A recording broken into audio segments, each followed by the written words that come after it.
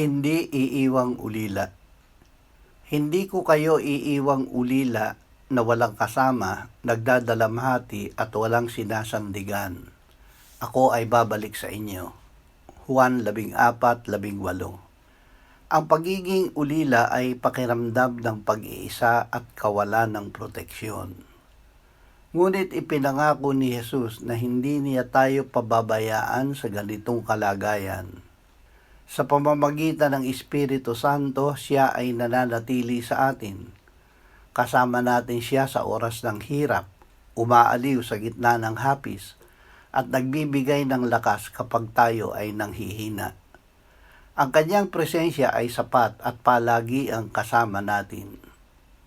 Panginoong Hesus, salamat na kami ay hindi mo iniiwang mag-isa o walang sinasandigan. Sa mga sandali ng kalungkutan o takot, ipaalala mo na ikaw ay kapiling namin. Salamat sa katiyakan na ang Ama ng lahat ng kaaliwan ay nagbibigay sa amin ng kaaliwan sa pamamagitan mo at ng Espiritu Santo. Amen.